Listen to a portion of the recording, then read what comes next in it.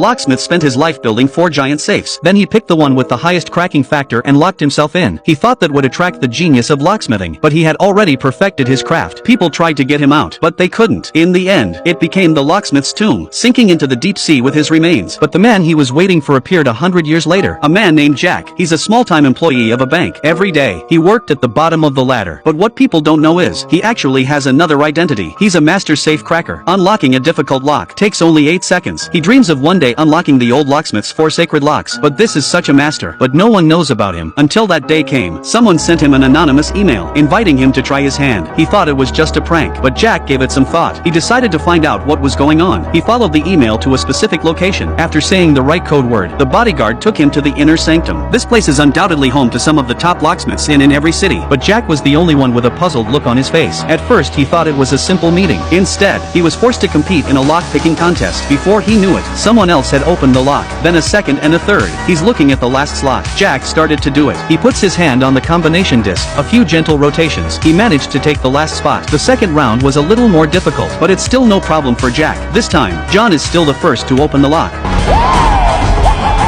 Behind John, in second place, was Jack, and so they moved on to the final round. However, the difficulty of this crack was obviously several levels higher than the previous one. Even John, who was so confident, pulled out his special equipment, but Jack remained calm. He even chatted to his opponent, until there were only 30 seconds left on the clock. He started to get serious. As the code discs turn, the internal discs are snapped into place with precision, 1 by 2. Eventually Jack took the victory of the game. And what's even more shocking, the whole process took him less than 10 seconds. Then a fresh woman in the crowd attracted him, but what he didn't know was, this woman was about to change his life. The next morning, he went to the coffee shop to buy breakfast as usual, but he bumped into the woman from yesterday. The two of them found a seat, but as soon as they sat down, Ellie pulled out a few things, but they didn't belong to her. Instead, she'd just stolen them from someone in the shop. Turns out she's a jewelry thief wanted worldwide. She's part of an international heist ring. The main reason she approached Jack was to invite him in. The earlier anonymous emails were hers, as well as the lock-picking contest, which she set up for Jack. The purpose was to test his locksmithing skills. Apparently, she was pleased with the results. Jack was planning on not joining them, but the gang's next target had Jack in stitches, because they've set their sights on the 4 legendary locks of the old locksmith, except for the one that sank into the deep sea. The other 3 are still in the service of the World Bank, but there are only 4 days left of this service. Once the deadline is reached, all the safes will be destroyed. In other words, the gang needs to complete 3 international robberies in 4 days. At the same time, it's Jack's last chance to get in touch on the legendary lock. Ellie didn't force the issue. She left her address. She gave Jack time to think about it. After a night of deliberation, eventually Jack decided to join. Soon he arrived at Ellie's base according to the address. The other members of the team appeared one by one. Lisa, who was in charge of the operations logistics, David, the chauffeur, and Tom, the forceful leader. After confirming the important information and battle